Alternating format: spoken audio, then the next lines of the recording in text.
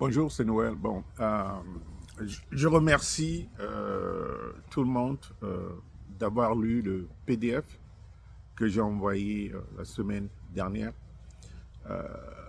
Les vidéos que nous avons fait, c'est pour répondre aux questions de Momo et Cyr.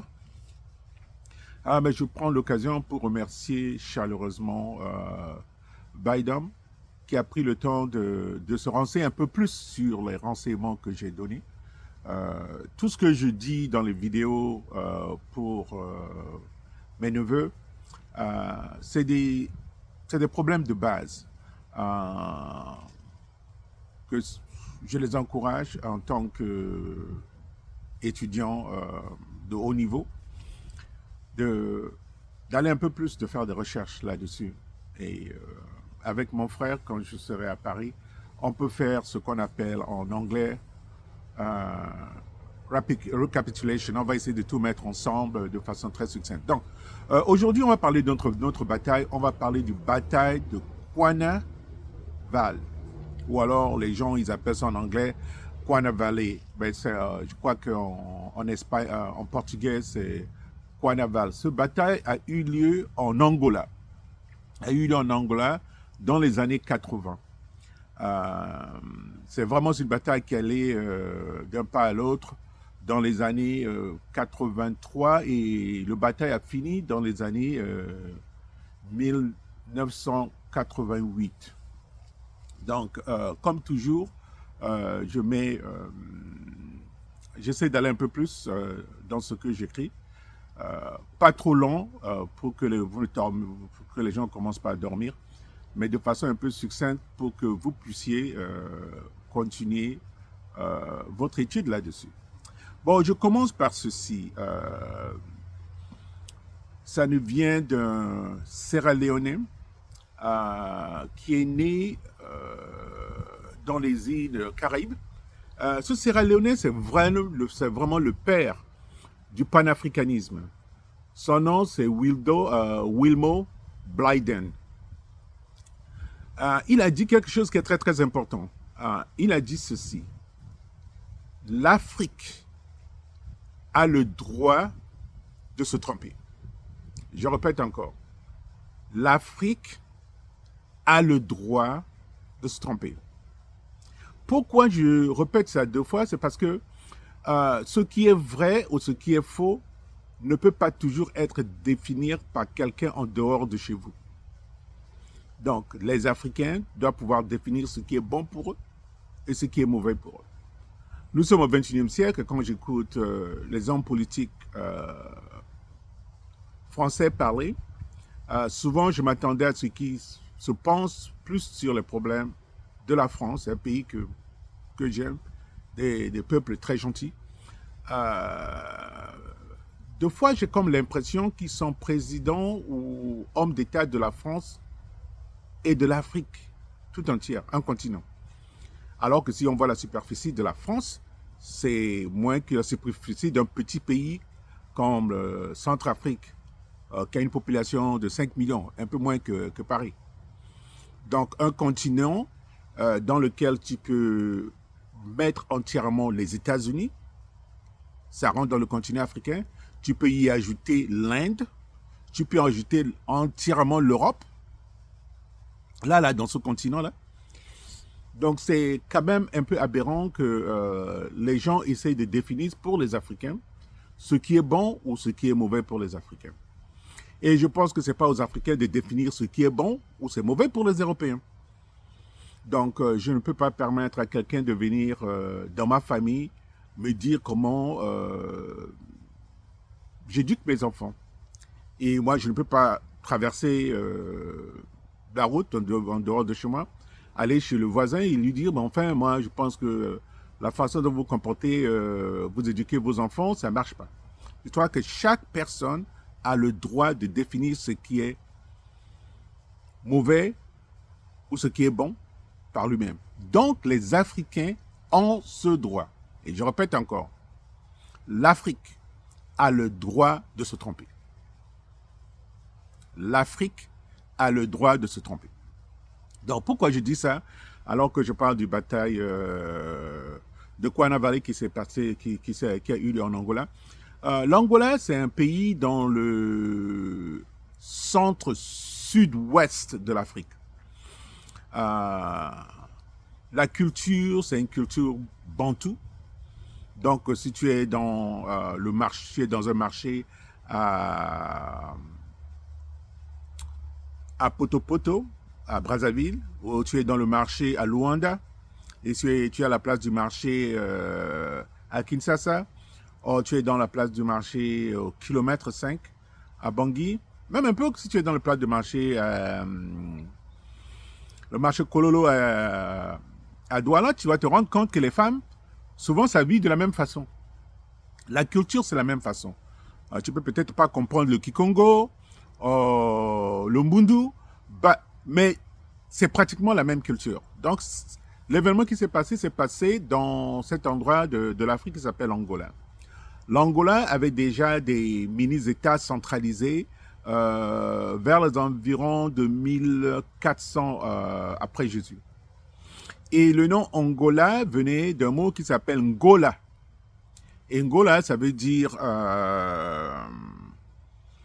ça veut dire chef, mais aussi ça veut dire un fer de lance. Pour les gens qui savent, Dr. Franklin, pendant très longtemps, s'amusait avec un mot d'un homme d'État centrafricain, Wenawen, le fer. Donc, dans ce coin, Ngola, c'est le nom d'une chefferie, d'une royauté. Donc, on va parler de cet événement qui a eu lieu en Angola. Je vais sauter un peu sur les détails pour une question de temps. Pour le mettre un peu dans le contexte historique, l'Afrique du Sud, dans les années 1920, après la défaite de l'Allemagne, a pris contrôle en tant que protectorat de la Namibie. La Namibie qui se trouve au sud de l'Afrique du Sud. Et on fera une vidéo juste sur la Namibie pour parler des camps de concentration, les premiers camps de concentration qui ont été en Namibie avant Auschwitz, et on n'en parle pas. Donc, la bataille d'Adwa, c'est la plus grande la bataille de Cuanavale, c'est la plus grande bataille qui a eu lieu sur le sol africain après la Deuxième Guerre mondiale. On a eu des grandes batailles qui a eu lieu dans le nord de l'Afrique entre l'armée anglaise et l'armée allemande,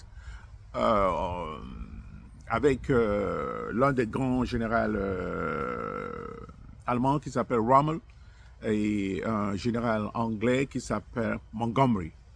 On se rappelle de ça parce qu'il y a beaucoup de livres qui ont été écrits là-dessus. Tout le monde connaît un peu ce qui s'est passé pendant la Deuxième Guerre mondiale. Mais quand je parle aux Africains, ici, aux États-Unis, aux jeunes en général, quand je les ai parlé de la bataille de Cuanavale, personne n'a jamais entendu parler de ça.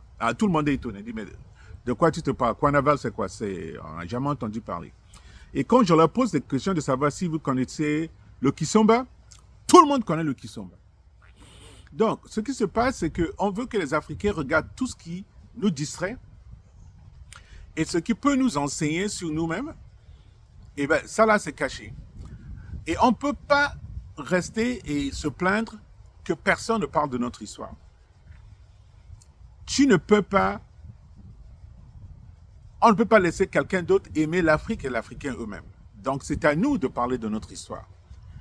Ce qui s'est passé au bateau de Cuanavale, sans entrer dans les détails, quand vous faites un peu de recherche, vous allez vous rendre compte que beaucoup de gens qui malheureusement ne sont pas africains vont essayer de dire que ce bataille était match nul.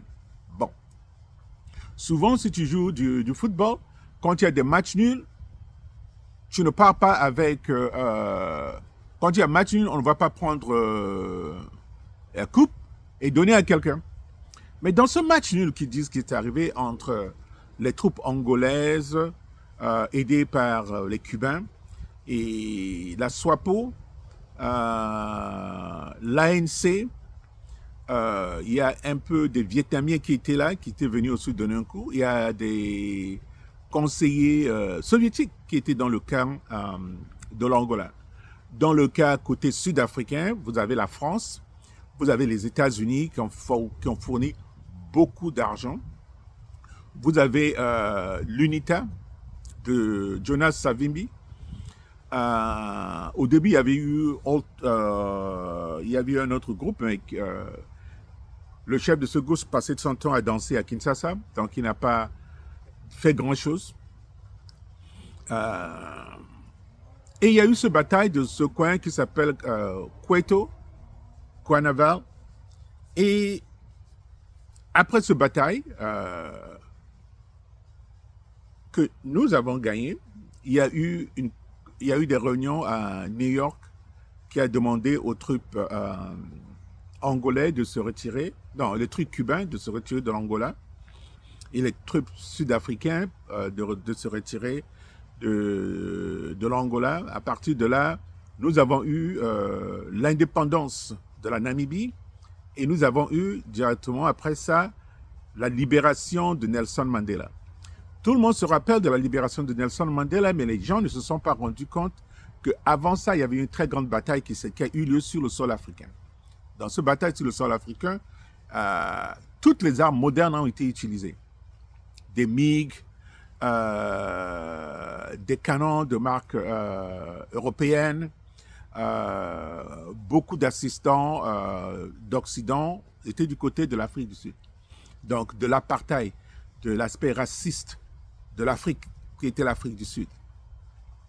En ce temps, certains de nous qui étaient étudiants avaient donné beaucoup de support à l'ANC, où le représentant a été tué à Paris, Dulcie September. C'est une dame que dans les années 80, quand il était vers Châtelet-Les Halles, elle était toujours là, une femme africaine très très très gentille, très aimable. Il y a eu aussi un très grand Africain qui était sur Paris, qui a été chassé de Paris. Il s'appelle Tualami Kalomo. J'ai mis sa photo dans le PDF. Il était tous ces gens qui nous disaient, nos frères, vous qui êtes étudiants, vous pouvez continuer à partager la nouvelle de la lutte de l'Afrique du Sud contre l'apartheid. Mais nous autres, on nous a fait partie du pays des droits de l'homme, qui est la France. Donc, et là, lui, il a été accepté. Il est parti en Inde, parce que l'Inde a ouvert les droits pour accepter la SWAPO. Et du coup, après ça, nous avons eu vraiment dans les années 90, pour la première fois, l'Afrique n'était pas sous le contrôle des Occidentaux, des Européens, de l'Afrique du Sud jusqu'en Égypte. Ça reste une indépendance fragile et fragmentée, parce que l'Afrique est divisée au niveau, là où les colons nous ont divisés, mais en plus on se divise par la religion et on s'est divisé aussi par les tribus. Il y a très peu de différence entre nous. Et je pense que même là, de plus en plus, en travaillant, en voyageant en Afrique, dans beaucoup de pays, je me suis rendu compte que la nouvelle jeunesse africaine, moi, je suis vieux, nous là, on va partir. Mais l'avantage que l'Afrique a, que j'ai remarqué, que je sois au Ghana, dans la rue, que je sois à Nairobi, où je me promène au Caire, où je me suis à Aswan en Égypte, partout j'ai travaillé à travers l'Afrique, que je sois au Maroc, dans la rue, on voit une conscience de la jeunesse africaine qu'il veut développer l'Afrique. Je sais qu'il y a eu des problèmes entre le gouvernement tunisien et certains Africains du Sud qui disent qu'ils envahissent. On ne peut pas envahir quelque chose si on est chez soi. Avec nos cousins du Nord, on est condamnés à vivre ensemble géographiquement. On peut avoir des histoires où on ne s'entend pas à cause de la souveraineté d'un pays. Je pense que c'est normal pour que le Maroc, la Tunisie protège sa frontière, mais Il y a une façon de traiter les gens, il faut traiter les gens de façon humaine. Et la responsabilité va aussi sur les pays africains du Sud qui, eux, ne développent pas un aspect concret pour aider leur peuple. Aider le peuple africain doit être le numéro un. On n'a pas besoin d'avoir des comptes en banque en Suisse. On n'a pas besoin d'avoir, bon, je dis ça en tant qu'Africain, on n'a pas besoin d'avoir 10 maîtresses. On n'a pas besoin d'avoir 10, 15 voitures. On a l'exemple en Afrique de Jean Magufuli qui montrait combien d'argent il gagnait comme chef d'État tous les mois. Il ne voyageait pas en classe, il voyageait en classe économique, en avion. Et pendant 5 ans, en tant que président, il est sorti de la Tanzanie, si je ne me trompe pas, peut-être 3 fois, pas plus. Et il a fait beaucoup d'investissements sur son pays en partant de l'intérieur. Donc, nous, Africains, on doit essayer de comprendre notre histoire par rapport à tout ce qui est dynamique sur le terrain. Et quand j'ai parlé des gens qui nous ont aidés pendant cette bataille de Kwana Valley, en Afrique centrale et un peu australe, c'est important que nous, en tant qu'Africains, on remercie les gens qui nous ont aidés.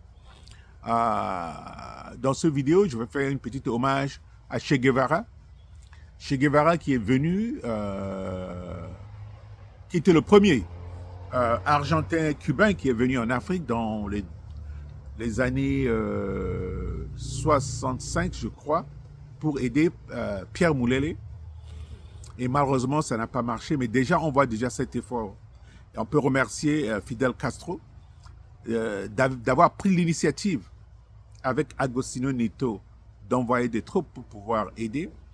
Et on se rend compte que c'est vraiment ces esclaves qu'on a pris d'Angola, qu'on a amenés vers le Cuba, et les descendants de ces esclaves reviennent en Afrique combattre et mourir pour sauver l'Afrique des racistes sud-africains.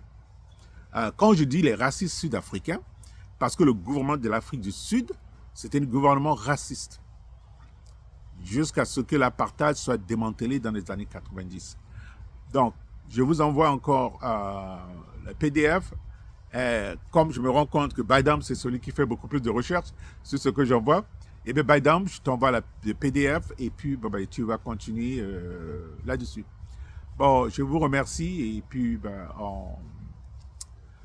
à plus tard. À plus tard, on va parler d'une autre bataille. Bon, je vais vous le dire la semaine prochaine. Merci.